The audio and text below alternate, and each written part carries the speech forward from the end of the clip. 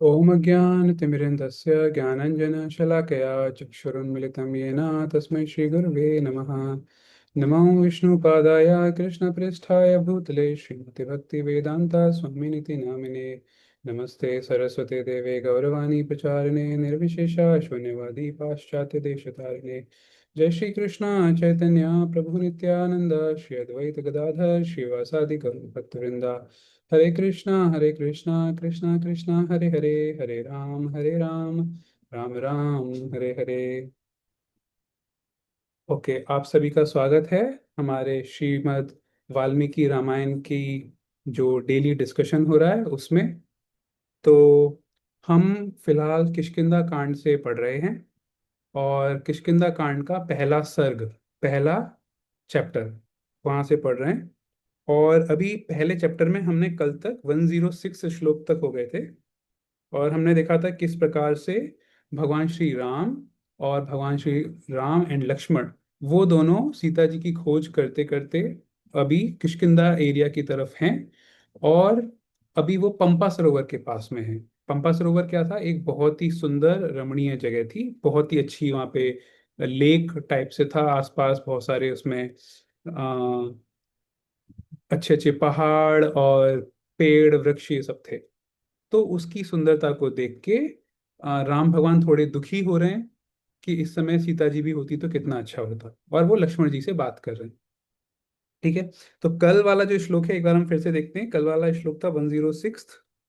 ये था, हम्म हे लक्ष्मण, धर्म के जानने वाले सत्यवादी राजा जनक जब जन समुदाय में बैठकर मुझसे सीता का कुशल समाचार पूछेंगे, उस समय मैं उन्हें क्या उत्तर दूंगा। तो हमने देखा था कि राम भगवान बात कर रहे थे अकाउंटेबिलिटी की, कि मैं जनक महाराज को क्या बोलूंगा, है ना, अगर सीता जी को मैं साथ लेके अपने नहीं जा पाया तो हमने इस वाले पॉइंट को डिटेल में देखा था कि अकाउंटेबिलिटी कितनी इंपॉर्टेंट है।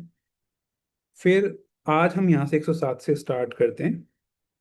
हाय, पिता के द्वारा वन में भेजे जाने पर जो धर्म का आश्रय ले मेरे पीछे पीछे यहाँ चली आई, वह मेरी प्रिया इस समय कहाँ है।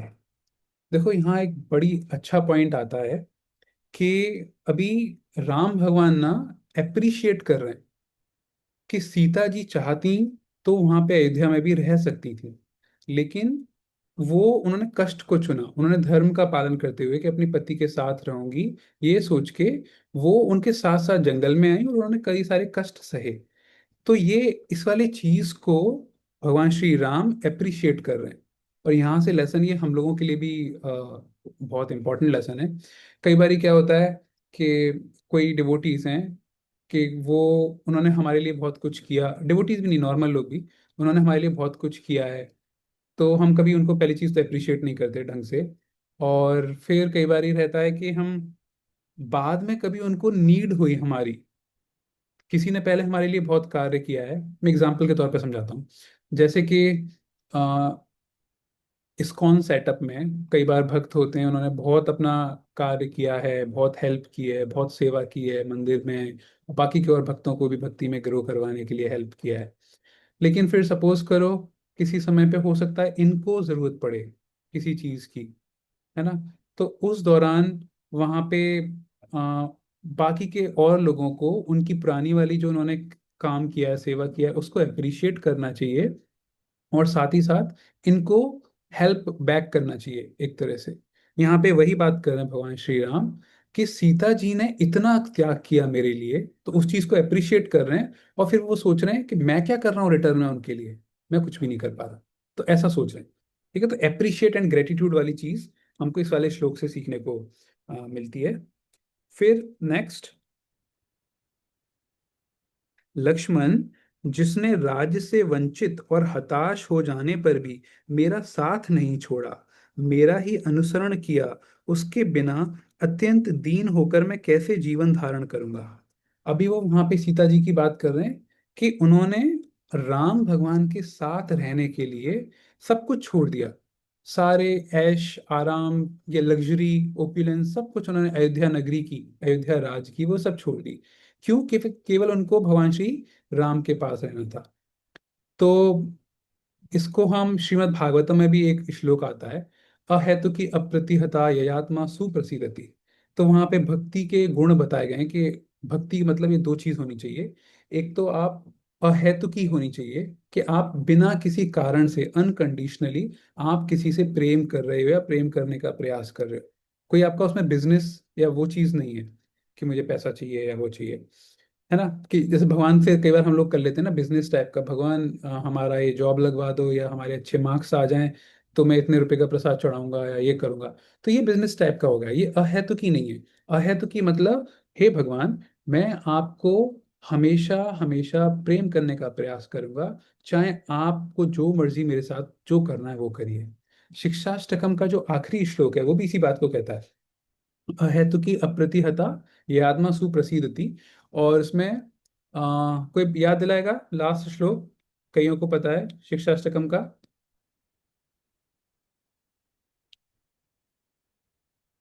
कोई अनम्यूट कर। आश्लेष आश- यस, आश्लेषवा पादरताम हेलो, माम। आवाज पहुंच रही है? हाँ आ रही है। आश्लेषवा पादतां पे नष्टुमाम आदर्श नाम मर्म हता करो वा यथा तथा वा विदधातु लंपटो मत प्राणनाथस्तु साय गुना परा। Thank you, thank you. हाँ, तो यहाँ पे ग्रेट। यथा तथा व विद धातु, कि आप जिस भी तरीके से मुझको रखना चाहो, that is fine with me. मुझे कोई दिक्कत नहीं है, लेकिन मैं आपको प्रेम करूंगा, आप चाहे मुझे दूर भगा दो या अपने पास। सेम चीज सीता जी ने यहाँ पे भगवान राम के साथ करी है, कि मुझे नहीं चाहिए अयोध्या, मुझे बस आप चाहिए। तो अनकंडीशनल, अनमोटिवेटेड, अनइंटरप्टेड भक्ति। तो हम भागवतम से भी यहाँ पे हमने पॉइंट देखा ये। फिर नेक्स्ट, जो कमल दल के समान सुंदर मनोहर एवं प्रशंसनीय नेत्रों से सुशोभित है, जिससे मीठी मीठी सुगंध निकलती रहती है, जो निर्मल तथा चेचक आदि के चिन्ह से रहित है, जनक किशोरी के उस दर्शनीय मुख को देखे बिना मेरी सुध बुध खोई जा रही है। लक्ष्मण, वैदेही के द्वारा कभी हंसकर और कभी मुस्कुराकर कही हुई वे मधुर हितकर एवं लाभदायक बातें, जिनकी कहीं तुलना नहीं है, मुझे अब कब सुनने को मिलेंगी। तो राम भगवान सीता जी को मिस कर रहे हैं, और वो कह रहे हैं कि मैं कब सीता जी की आवाज कब दोबारा सुन पाऊंगा, कब उनको दोबारा देख पाऊंगा। 16 वर्ष की सी अवस्था वाली साध्वी सीता यद्यपि वन में आकर कष्ट उठा रही थी, तथापि जब मुझे अनंग वेदना या मानसिक कष्ट से पीड़ित देखती, तब मानो उसका अपना सारा दुख नष्ट हो गया हो। इस प्रकार प्रसन्न सी होकर मेरी पीड़ा दूर करने के लिए अच्छी अच्छी बातें करने लगती थी।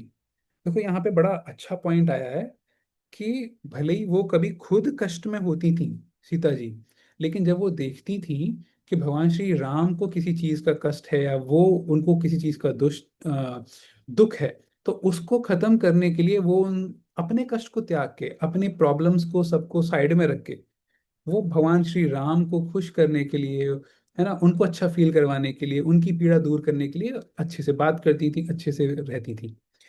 ये यहाँ से बहुत ही इंपॉर्टेंट लेसन है अनकंडीशनल वाली चीज के लिए। आप इसको ऐसे समझिए, जैसे ये वाला एग्जाम्पल हम अपने पेरेंट्स का ले सकते हैं। कई बार ऐसा होता है ना कि माता पिता वो खुद भले ही किसी परेशानी में हो, खुद प्रॉब्लम्स में हो, लेकिन जैसे ही वो अगर देखते हैं कि उनका जो बच्चा या बच्ची उनका, वो अगर किसी प्रॉब्लम में है, तो अपनी प्रॉब्लम को साइड में रख के वो फिर सीधा फुल 100% कोशिश करते हैं कि किस प्रकार वो अपने बच्चे की प्रॉब्लम को सॉल्व कर पाए। तो अपनी प्रॉब्लम को बिल्कुल साइड में रख दिया। तो ये एक तरह से बिना किसी कारण के अहेतु की प्रेम है। तो ये सीता जी के उस अहेतु की प्रेम की बात कर रहे हैं जो ऊपर हमने देखा ना, उसी तरह से अनकंडीशनल लव। फिर नेक्स्ट, राजकुमार, अयोध्या में चलने पर जब मनस्विनी माता कौशल्या पूछेंगी कि मेरी बहुरानी कहाँ है, तो मैं उन्हें क्या उत्तर दूंगा। ये बिल्कुल उसी तरीके का है जहां हमने देखा था कि जब वो जनक महाराज की बात कर रहे थे, कि जनक जी से अकाउंटेबिलिटी की सोच रहे थे ना, कि जनक पूछेंगे सीता कहाँ है तो मैं क्या दूंगा। सेम चीज यहाँ पे, कि जब मेरी माँ कौशल्या माँ पूछेंगी कहाँ है। फिर लक्ष्मण, तुम जाओ, भ्रातृवत भ्रातृ वत्सल भरत से मिलो, मैं तो जनक नंदिनी सीता के बिना जीवित नहीं रह सकता। इस प्रकार महात्मा श्री राम को अनाथ की भांति विलाप करते देख भाई लक्ष्मण ने युक्ति युक्त एवं निर्दोष वाणी में कहा।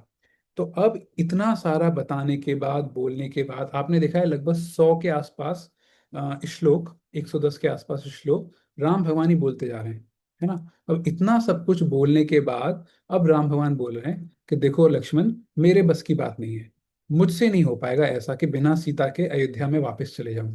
आप एक काम करो, आप अयोध्या वापस चले जाओ और भरत के साथ आप वहां पे रहो, लेकिन मैं बिना सीता के नहीं जा सकता। ऐसे करके राम भगवान फिर चुप हो गए।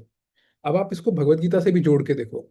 अर्जुन भी भगवत गीता के चैप्टर नंबर 1 में बहुत सारे रीजंस कृष्ण भगवान को देते हैं कि ऐसा है, मैं इसलिए परेशान हूँ, मैं ये नहीं कर सकता, मैं वो नहीं कर सकता, अपने कैसे अपने रिलेटिव्स को कैसे मारूं, है ना। ये सब बोलने के बाद फिर अर्जुन भी ये बोल देते हैं कृष्ण भगवान से कि मुझसे नहीं हो रहा, मैं अपना धनुष नीचे रख रहा हूँ।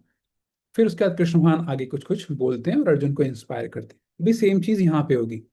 तो यहाँ पे राम भगवान ने ऐसे बोल के चुप हो गए। अब लक्ष्मण जी पिक्चर में आते हैं। यहाँ से एक और चीज हमको समझ में आती है, राम भगवान को किस नाम से बोला गया है, ये देखो, अनाथ। अनाथ की भांति विलाप करते देख। तो आपको पता होगा राम भगवान का एक दूसरा नाम क्या है, श्रीनाथ। श्रीनाथ जी बोलते हैं ना। तो श्रीनाथ मतलब जो कि लक्ष्मी जी के भी नाथ हैं। नाथ मतलब एक तरह से मास्टर, कि मतलब जो सब लोगों को गाइड करता हो, वो है नाथ। लेकिन वही व्यक्ति भगवान श्री राम जो कि खुद पूरे संसार को गाइड कर रहे हैं, आज वो किस तरह से हो गए हैं, एक तरह से अनाथ। मतलब वो कोई नहीं है उनको गाइड करने के लिए, एक तरह से ऐसे सोच सकते हैं। या फिर अभी उनकी स्थिति ये हो गई है कि उनकी जो पहले नाथ वाली स्थिति थी, अभी वो नहीं रही, है ना। अनाथ हो गए, जिनका कोई ना हो, उनको हिंदी में होता है ना अनाथ, ऑर्फन। वैसी स्थिति हो गई है भगवान श्री राम की। तो यहाँ से एक, और अब उनको कोई ऐसा व्यक्ति चाहिए जो उनको गाइड कर सके। यानी श्रीनाथ जो इस संसार के नाथ हैं, इस समय पे उनकी स्थिति भी अनाथ जैसी हो गई है। अब उनको किसी और की गाइडेंस चाहिए। ठीक है। तो अब यहाँ पे लक्ष्मण जी उनको गाइड करेंगे। तो यहाँ से हमें एक लेसन ये मिलता है कि कई बार बहुत से लोग होते हैं ना, कि जैसे साइकाइट्रिस्ट या काउंसलर्स या थेरेपिस्ट जो होते हैं ना, वो लोगों को गाइड करते हैं, है ना। तो कई बार क्या होता है, उनको भी कभी कभी गाइडेंस के लिए उनको भी किसी और काउंसलर या थेरेपिस्ट को के पास जाना पड़ता है। उसी प्रकार से ये है कि आप इसको एक और तरीके से ऐसे देख सकते हैं कि कई बार हम जो हैं अपने से जो थोड़े से नए नए लोग भक्ति में आए हैं, हम उनको गाइड करते हैं भक्ति देने का। ठीक है। लेकिन यहाँ पे हम एक तरह से काउंसलर हैं और उनको गाइड कर रहे हैं। लेकिन हमको भी अपने काउंसलर या अपने जो गाइड हैं, अपने मेंटर की जरूरत पड़ेगी। कभी कभी हमको भी जाना है गाइडेंस के लिए ऊपर। सेम चीज यहाँ पे भगवान राम दिखा रहे हैं कि भाई वैसे मैं दुनिया को गाइड करता हूँ, लेकिन कभी कभी मुझे भी गाइडेंस की, मुझे भी काउंसलिंग की जरूरत पड़ती है। ये यहाँ पे भगवान राम बता रहे हैं। तो हमको भी औरों को भी गाइड करना चाहिए, लेकिन साथ साथ किसी और से गाइडेंस भी लेने चाहिए। ये इस श्लोक का मेन यहाँ से लेसन मिलता है। ठीक है। और यहाँ पे एक और चीज देखिए, यहाँ पे ये वर्ड आया है युक्तिपूर्ण बात और निर्दोष। एक तरह से निर्दोष मतलब अभी जो लक्ष्मण जी बोलने वाले हैं ना, स्ट्रेट फॉरवर्ड बोलने वाले हैं, है ना। कभी कभी क्या होता है ना, जब स्थिति गंभीर होती है तो आपको ना, मतलब ऐसे डिप्लोमेटिकली बात नहीं करनी होती, आपको सीधा सीधा बोलना होता है कि भाई तू अगर ये काम कर रहा है, इससे ये गड़बड़ होगी। आप उसे घुमा फिरा के नहीं बोलोगे, क्योंकि आपको पता है कि बहुत इंपॉर्टेंट और क्रिटिकल पॉइंट है। तो अब आप आगे देखोगे कि लक्ष्मण जी किस तरह से थोड़े से स्ट्रेट फॉरवर्ड बात बोलेंगे। हो सकता है वो चुभ सकती है किसी को, है ना। तो अब नेक्स्ट श्लोक पे आते हैं। पुरुषोत्तम श्री राम, आपका भला हो, आप अपने को संभालिए, शोक न कीजिए। आप जैसे पुण्यात्मा पुरुषों की बुद्धि उत्साह शून्य नहीं होती। यहाँ पे बात करें कि भाई आप तो पुण्यात्मा हो, आप उत्साह के विहीन कैसे हो गए। आपको उत्साह नहीं त्यागना चाहिए। अगर आपको पता होगा, नेक्टर ऑफ इंस्ट्रक्शन जो बुक है उसमें भी उत्साह के बारे में है। उत्साह निश्चयात धैर्यात, ये तीन चीजें किसी भी कार्य को अगर हमें बहुत अच्छे से करना है, तीन चीजें चाहिए: उत्साह यानी कि एंथुजियाज्म, निश्चयात डिटर्मिनेशन, एंड धैर्यात पेशेंस भी चाहिए उस कार्य को करने के लिए। उसी चीज को यहाँ पे लक्ष्मण जी भगवान श्री राम को याद दिला रहे हैं। स्वजनों के अवश्यम भावी वियोग का दुख सभी को सहना पड़ता है। इस बात को स्मरण करके अपने प्रियजनों के प्रति अधिक स्नेह आसक्ति को त्याग दीजिए। यहाँ पे वो बोल रहे हैं कि जो हमारे स्वजन हैं, हमारे जो लव्ड वंस हैं, हम जिनको प्रेम करते हैं, भाई कभी ना कभी हमें उनका त्याग करना पड़ता है। तो इसलिए ज्यादा आप उनके प्रति ऐसे आसक्ति ना करिए, आप उस दुख को त्याग दीजिए, क्योंकि कभी ना कभी हमको अपने स्वजनों से दूर होना पड़ता है। अब उसके बाद यहाँ पे जो एग्जाम्पल दे रहे हैं, उस एग्जाम्पल को थोड़ा ध्यान से देखिएगा। क्योंकि जल आदि से भीगी हुई बत्ती भी अधिक स्नेह तेल में डुबो दी जाने पर जलने लगती है।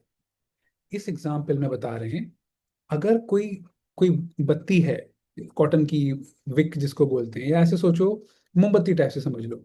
अगर मोमबत्ती को भी आपने पानी में बिल्कुल डुबो दिया है, उस पर खूब सारा पानी आ गया है, या घी की, या फिर नॉर्मल जो बत्ती है उसको पानी में डुबो दिया है, तो पानी में डुबोने से तो वो नहीं जलेगी। लेकिन अब आप उसके ऊपर खूब सारा तेल डाल दो, घी या तेल जो भी डाल दो, क्योंकि आपने उस पर घी या तेल इतना ज्यादा अधिक मात्रा में डाला है, तो भले ही वो पहले पानी में डूबी हुई थी वो बत्ती, लेकिन घी तेल इतनी ज्यादा प्रचुर मात्रा में उस पर आ गया है कि अब वो फिर से जल जल जाती है। इसी एग्जाम्पल से हमको समझना चाहिए कि कई बार, अभी यहाँ पे ये क्या है, वो एग्जाम्पल क्यों दे रहे हैं, वो कह रहे हैं कि ये जो पानी, जो बत्ती है, वो बत्ती एक तरह से क्या है, आपका हृदय, भगवान श्री राम आपका हृदय एक प्रकार की बत्ती है। और जो अभी वो पानी में डूबी हुई है, पानी में डूबी हुई है मतलब आपको बहुत ज्यादा हताश फील कर रहे हो, बहुत ज्यादा नेगेटिव फील कर रहे हो, आपको उम्मीद नहीं दिख रही है कि सीता को मैं ढूंढ पाऊंगा या नहीं ढूंढ पाऊंगा। तो वो एक तरह से पानी के समान है। तो आपका हृदय के ऊपर एक तरह से वो पानी में डूबा हुआ है, इसलिए वहां पे कुछ पॉजिटिविटी नहीं दिख रही। लेकिन आप अपने इस हृदय के ऊपर बहुत ज्यादा स्नेह रूपी तेल डाल दीजिए।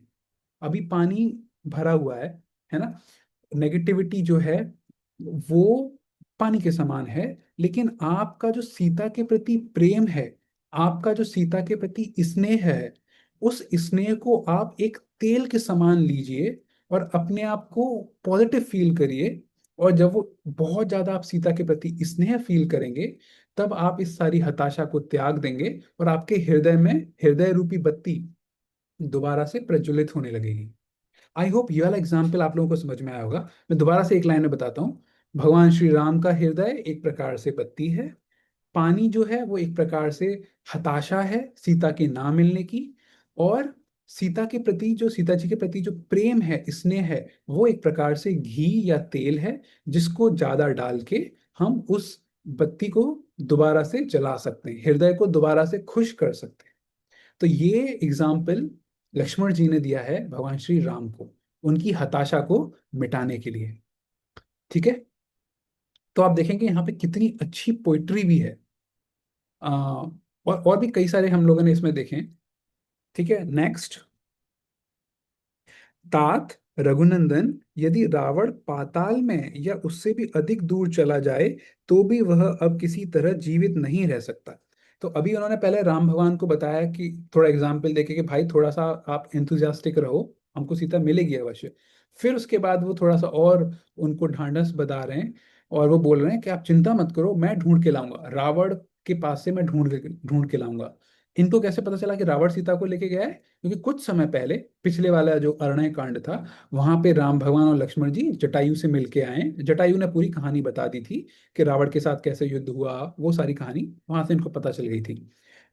ठीक है, फिर नेक्स्ट। पहले उस पापी राक्षस का पता लगाइए, फिर या तो वह सीता को वापस करेगा या अपने प्राणों से हाथ धो बैठेगा।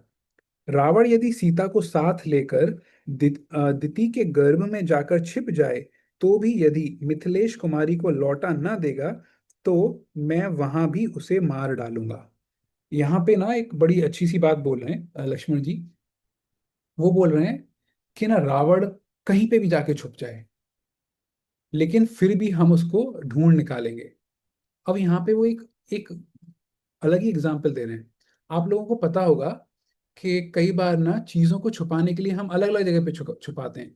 कई बार जमीन में हमने किसी को जैसे किसी के पास सोना चांदी है, जमीन में छुपा देते हैं। आप लोगों ने देखा होगा कई बार अपने जो कई बार करप्ट ब्यूरोक्रेट्स होते हैं, वो अपने सोफे के अंदर छुपा दिया कहीं सोना वोना या इस तरह के, है ना। आपने ये भी देखा होगा कि कई बार स्मगलिंग करते हैं गोल्ड की, तो अलग कंट्री से इस वाले कंट्री में जब लेके आते हैं गोल्ड की या किसी चीज की, अपनी बॉडी के अंदर लेके आते हैं। बॉडी के अंदर छोटी सी सर्जरी करी, उसके अंदर छोटा गोल्ड का बिस्किट रख दिया, और फिर भारत में आ गए या किसी दूसरे देश में आ गए, फिर वहां से सर्जरी खोल के अंदर से वो निकाल दिया। तो बेसिकली स्मगलिंग जो गोल्ड की ये होती है, तो अपने शरीर के अंदर उन्होंने छिपा के उस चीज को दूसरी जगह पे ले गए। तो एक तरह से शरीर के अंदर छिपाना बहुत ही एक तरह से सीक्रेट तरीका है। इतने इजीली वो चीज ढूंढ नहीं सकते अगर शरीर के अंदर ही किसी चीज को छिपाया गया है। तो उसी प्रकार से जैसे गर्भ होता है, जब बच्चा अपनी माता के पेट में गर्भ में होता है, वो भी एक तरह से शरीर के अंदर है, वो भी एक तरह से छिपा हुआ है। तो यहाँ पे वही वाला एग्जाम्पल लक्ष्मण जी दे रहे हैं कि अगर ये रावण दिति के गर्भ में भी जाके छिप जाए। अच्छा, दिति कौन थी? हमारे शास्त्रों में आता है ये दो थी, दिति और अदिति। तो दिति जो थी वो दैत्यों दानवों की माता थी। जैसे आपको पता है हिरण्यकश्यप और हिरण्याक्ष, इन दोनों की मम्मी थी दिति, दैत्यों की मम्मी। और अदिति जो थी वो आदित्य जो देवतागण थे उनकी मम्मी थी। ठीक है। तो यहाँ पे कह रहे हैं अगर राक्षस की मम्मी के गर्भ में जाके भी वो छिप जाएगा ना रावण, मैं उसको वहां से भी ढूंढ लाके उसको, या तो सीता जी को हमको वापस कर दे, नहीं तो वहां से भी हम उसको ढूंढ लाएंगे। नेक्स्ट। अ, अतः आर्य, आप कल्याणकारी धैर्य को अपनाइए, वह दीनतापूर्ण विचार त्याग दीजिए जिनका प्रयत्न और धन नष्ट हो गया है। वे पुरुष यदि उत्साहपूर्वक उद्योग न करें तो उन्हें उस अभीष्ट अर्थ की प्राप्ति नहीं हो सकती। अब यहाँ पे बात कर रहे हैं कि अगर किसी व्यक्ति का प्रयत्न और धन, ये दो चीज नष्ट हो गई हैं। प्रयत्न का मतलब क्या होता है? हम जो एफर्ट्स लगाते हैं, हम जो यत्न करते हैं, है ना। देखो वर्ड क्या यूज किया गया है, यत्न, संस्कृत में। तो हम जो एफर्ट लगाते हैं किसी एक पर्टिकुलर डायरेक्शन में लगाते हैं कि भाई अगर बिजनेस करना है तो एक पर्टिकुलर तरह का बिजनेस कर रहे हैं, है ना। तो यहाँ पे सपोज करो हमने एक पर्टिकुलर डायरेक्शन में अपने एफर्ट्स लगाए, लेकिन वो एफर्ट्स काम नहीं आए। इसी प्रकार से हो सकता है हमारे पास धन भी नष्ट हो गया, हमारा एफर्ट जो लगाया वो भी नष्ट हो गया हो। ऐसे टाइम में अगर आपके पास उत्साह नहीं है तो फिर गड़बड़ हो जाएगी। तो ऐसे टाइम पे अगर आपके पास उत्साह है, तो आपका चाहे धन भी नष्ट हो जाए और आपका एफर्ट्स जो लगाए हैं वो भी नष्ट हो जाए, फिर भी आप आगे बढ़ सकते हो। तो यहाँ पे ये लक्ष्मण जी बोल रहे हैं, तो ये बहुत अच्छा एक लेसन है कि कैसी भी सिचुएशन आ जाए आप उत्साह को नष्ट मत करिए। चाहे धन खत्म हो जाए, चाहे हम जो कार्य कर रहे हैं वो कार्य फ्लॉप हो जाए, कोई दूसरा कार्य करेंगे, दूसरे डायरेक्शन में जाएंगे, लेकिन उत्साह के साथ आगे बढ़ेंगे और हम सक्सेसफुल हो जाएंगे। ठीक है। तो अभी यहाँ पे 10 श्लोक और हैं, लेकिन उनको अब हम कल देखते हैं। ठीक है। आज से जो भी हमने डिस्कशन किया इससे रिलेटेड अगर किसी को कोई प्रश्न है तो आप वो पूछ सकते हैं। हाँ, शिवानंद प्रभु। हरे कृष्ण भैया। हरे कृष्ण। भैया 112 श्लोक के आसपास एक वर्ड आया था वैदेही की। तो ये क्या मीन्स है? मतलब मेरे दो प्रश्न है इससे। वैदेही की क्या मीन्स है इसका? वैदेही सीता जी का दूसरा नाम वैदेही है। वैदेह देश, अच्छा। जनक वो जिस एरिया से है ना, उसको वैदेह प्रदेश भी बोलते हैं। तो इसलिए उनको वैदेही भी बोलते हैं। जैसे जनक की पुत्री जानकी, है ना। ओ- तो ऐसे ओके। वैदेह देश वाली वैदेही। यस भैया। और वो उसी से अगले श्लोक में आया था हाँ कि 16 वर्ष कहा, है ना? मतलब सीता जी को 16 वर्ष का कहा गया इसमें। जब सीता हाँ। जी की शादी हुई थी तो वो 16 वर्ष की हुई थी क्या? और फिर मतलब इसमें दो प्रश्न थे कि वो तो 16 वर्ष की थी क्या, और जब फिर राम जी कितने वर्ष के थे? देखो यहाँ पे 16 वर्ष का नहीं कहा गया, यहाँ पे क्या कहा गया, मैं आपको इस इनफैक्ट स्क्रीन, इसमें लिखा हुआ है 16 वर्ष की सी, 16 वर्ष जैसी। ये श्लोक नंबर 111 है। जैसी मतलब एक तरह से यंग बात कर रहे हैं कि वो इतनी यंग थी, फिर भी वो उस समय इतने मतलब मेरे साथ आने को तैयार हो गई, इतना ज्यादा कष्ट वाली जीवन को जीने के लिए रेडी हो गई। तो ओ इसमें ये लिखा है कि अच्छा। वो उनकी उस समय एज उतनी थी। अच्छा, एज, वैसे एज का कुछ पता है भैया, एज का हाँ, है एज का कहीं? मैंने एक बार आप लोगों को पहले बताया था, वो मुझे फिर दोबारा से चेक करना पड़ेगा एग्जैक्ट। हाँ, कि एक मेरे पास है वो डॉक्यूमेंट कि जब शादी हुई थी उनकी इतनी थी, उनकी इतनी थी, और मैं उसको चेक करके बताता हूँ आपको फिर। ठीक है। ओके भैया, थैंक यू भैया। No problem. ओके, और किसी कोई प्रश्न? ये अमीशी, ये 3 डेज का आपने कहाँ से ज्वाइन किया? आई थिंक आपको मैं फर्स्ट टाइम देख रहा है। और ये जो पिछले 3 दिनों का जो रह गया है, आपका शायद मिस हो गया होगा, इसका जो रिकॉर्डिंग्स हैं वो मैं जो हमारा ग्रुप है, ये वाला रामायण वाला, उसमें शेयर कर दूंगा। ठीक है। लेकिन आप लोग प्रिफर करिएगा लाइव क्लास अटेंड करने के लिए, इसलिए पब्लिकली उसको रिकॉर्डिंग्स को शेयर नहीं किया है, बट जिसका जेन्युइनली मिस हो गया है आप उसको देख सकते हैं। ठीक है। फाइन। तो आई गेस किसी और का कोई प्रश्न नहीं है, और हमारा अब 9 भी बज गए। हम लोग कल मिलते हैं। तो आप लोगों के जान पहचान के या आपके रिलेटिव्स कोई अगर इसमें इंटरेस्टेड है रामायण में, आप उनके साथ ये शेयर कर सकते हैं, इन क्लासेस के लिंक्स या ग्रुप के लिंक्स। ओके। ग्रंथराज श्रीमद् भागवतम की जय, वाल्मीकि रामायण की जय। हरे कृष्ण।